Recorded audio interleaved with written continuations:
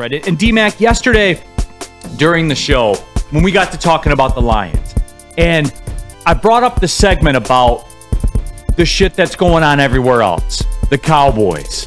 They're talking about they got to pay Dak Prescott $60 million. CeeDee Lamb's not showing up for anything. He's going to pay $50,000 a day in fine. He's standing on business like that. Hey. Jordan Love, I'm not practicing. I'm not doing anything. Where do you not see any of this going on? Detroit. Down the road. None of this is going on whatsoever. And somebody in the text thread yesterday said, why are we talking about other teams? And D-Mac, I thought about it in the moment, and I thought about it more on the treadmill today at Planet Fitness. Shout out Planet Fitness Studios. I thought about it more today. And initially I was angry about that. But then I really thought about it, and we're still new money. We're still new money. Absolutely. There's and you guys know this. You do the morning show. Yep. Wake Up Woodward. Shout out. You do heavyweights 5 to 7. Shout out. Your audience is a bit different. It is. But still, they're still sports fans.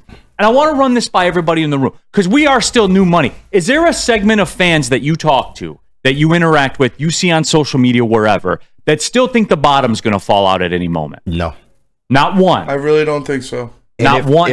Maybe Anson. Yeah, that's what I was about to say. Anson is very big on the SOL. No, but I'm going to to defend Anson a little bit here because I've watched him come around to whatever else too, and he might be one of the last ones. I think there is out of PTSD, and maybe Neil, to your point, it's the older fans. Yeah, there's some right, like older than me, like fans that have been in the 60s and 70s, and just.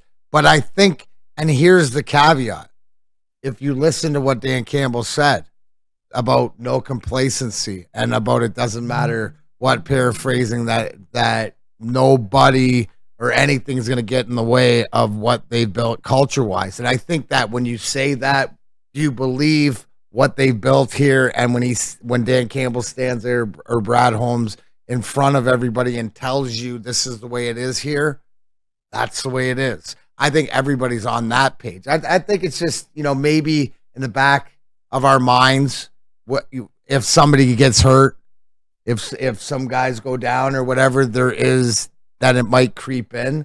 But as far as how this team has been built and how the structure in the facility throughout everywhere, management, training staff, people, the janitors in that building, they're all on the same page. It feels, I told you, it's genuine. It feels as real to me as it was for us back in the 90s when we're building it. And if anybody knows, like Joe Louis Arena, it was everybody that worked there, involved there, that came in there was part of it. And that's what it feels now, and including the fan base. And I think that if you're old enough to have lived through that, that's the feeling we have. Now, it doesn't mean that there's not going to be trying times and there's not going to be storms in the future, but gosh darn it, you love the boat that's been built. No doubt. And agree with you 1,000,000 and here's the thing too, when you look around and being realistic to all these other problems that you've brought up, it's like smoke and mirrors other places and teams that have maybe that we're chasing in San Francisco, but they have their issues. I think that's the biggest thing is, and we always talk about it with Trust the Wiser plan and what they're building. It's foundational. Well, it moves quicker in the NFL, but this is real. We all think it's real. Everybody thinks it's real, right? It's not yet. That time was 3 years ago when they were telling us but not showing us. Now they showed us. Now it's about reinvigorating that, and that's why first thing out of the rip, where Coach Campbell says it's about getting back, and we're not sustaining this culture for anybody. Right, and you're right, and that is the baseline, and that is most people. There are a segment of those kind of people that are always waiting for the bottom to fall out. And in the Woodward Sports chat thread, DNCENT is an elite texter on this show. He's elite. Shout out. It's not talking about other teams; it's talking about the path. And DNCENT, exactly. Path. Yeah, it's exactly that. Exactly that. It's just when you say it in one sentence, that doesn't help you with a 2-hour show. You know what I'm saying? But anyway, though, I'm messing with you. Yeah. We vibe for the most part, DNCENT. But anyway, though, the moral of the story And the reason I bring that up is this. Originally, I was angered by that text. And now I'm just like, we need to do a check-in and understand how we should feel. And to that texter, and I forget who it was yesterday, I would say this to you. These are the waters we're in. And D-Mac, this is an overriding thing to what I've talked about for a long time, the evolution of me as a Lions fan that we talked through the entire last season.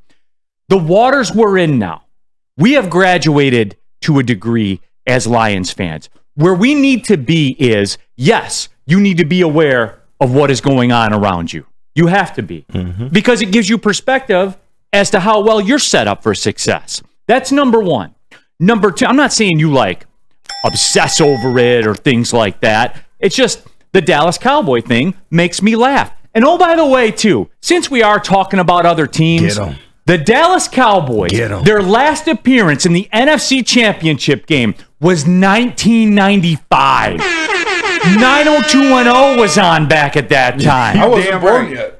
Spencer Raxter wasn't born yet the last time that the Dallas Cowboys were in the... So when are we going to fire those engines up, by the way? No, you got a quarterback. You have a team with no quarterback on a roster. You have a wide receiver that says, nah, bro, I'm good until I get my contract. And they don't even like each other. And they don't like each other. And then you got Micah Parsons over here going, hey, by the way, I'm one of the best players in football. And, you guys, I'm third on a list. And no one's going to say, we're just saying, hey, the Cowboys, they're back. America's the Cowboys. team. Yeah, America's team.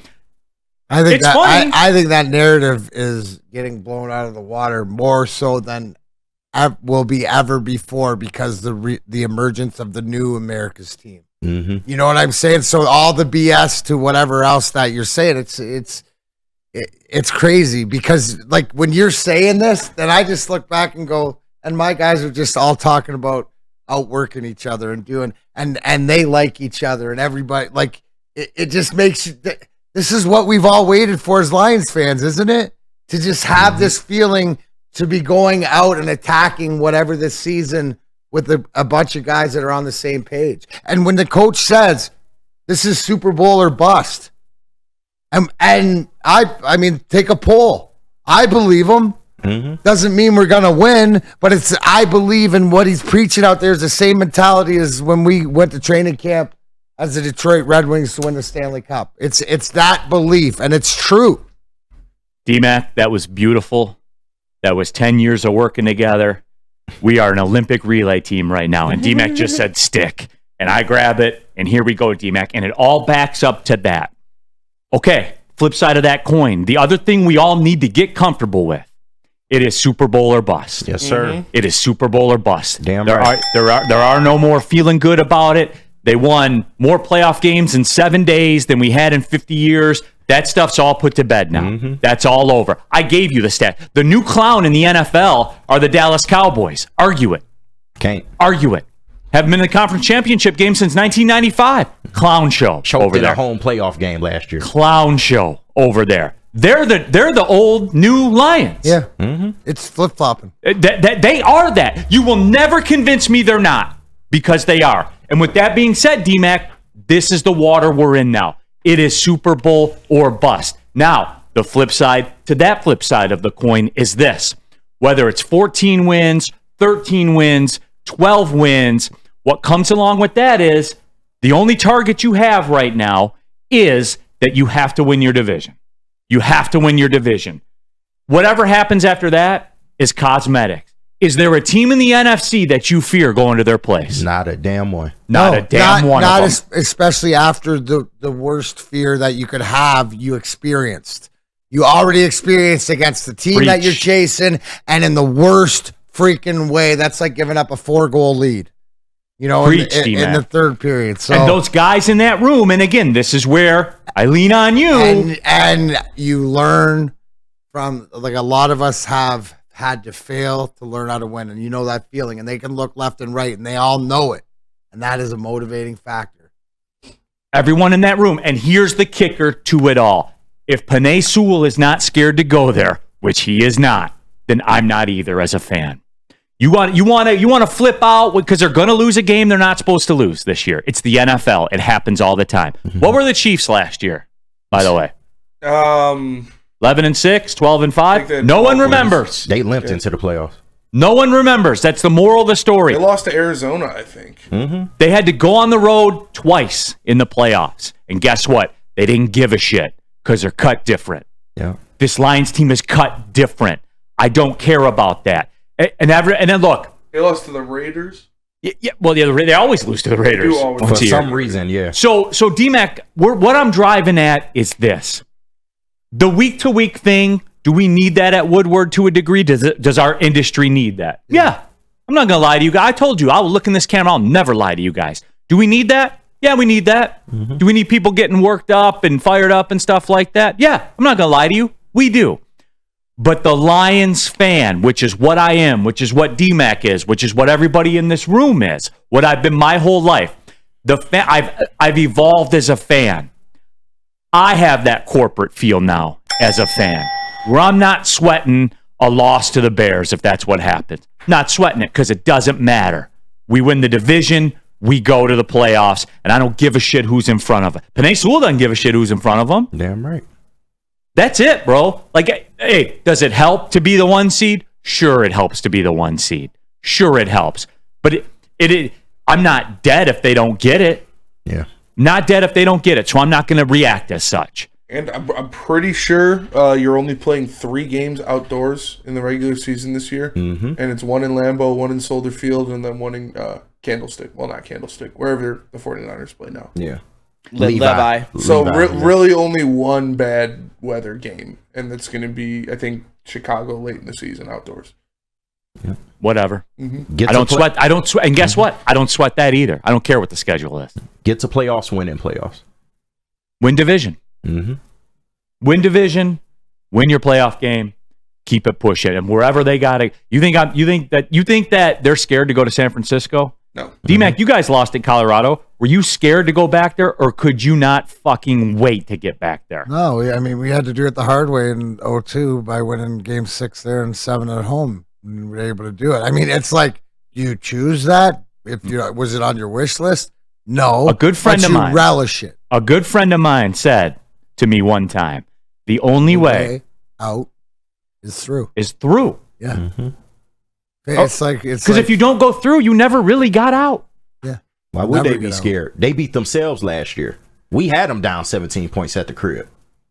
R.A. Brown, listen to D-Mac when he speaks. Totally agree with him 100%. Aaron to the Stone. Neil, I watched the last episode of Receiver last night, reliving that crushing loss to the Niners, seeing how devastating it was to the team, St. Brown's family.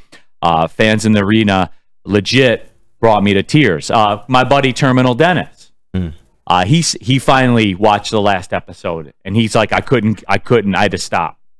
Yeah. I had to stop. I believe it. Yeah, and I do too. But I told him, Monday we were playing in our high school's golf outing, I also told him, I said, you know what, man? That's over now. Mm-hmm. It's Super Bowl or bust. And here's the thing, right? Where it's easier, and a lot of time with anything that you lose in life, right? But you go back knowing that things have changed, at least for me, to go watch something that's traumatic or an experience, right? To know that it's done and over with. But you have to also, I would encourage to go through that pain or whatever it is, just so that you can enjoy where we're at now. Yeah. Right. And the journey, because then you'll be with it, with the guys, and you saw the emotion and stuff like that. I mean, I go back to when people say, like, the scariest thing wasn't losing in 95 in the finals to Jersey, getting swept. It was 96 after setting the league record and losing in the conference finals and realizing, oh my God, we may never get back. Mm-hmm. But you band together, and the thing is that you all experience that. We just watched Florida fight through that to the bitter end of losing then winning. So I gotta believe in, with the makeup and the mentality that the coaches, all the coaches, not just Dan Campbell. When we talk Dan Campbell and coaching, it's the coaching staff. It's all the guys, the accountability to each other, players to coaches, coaches to players, trainers, everybody, they're on the same page. So that's how that's the only way out through, and you do it together.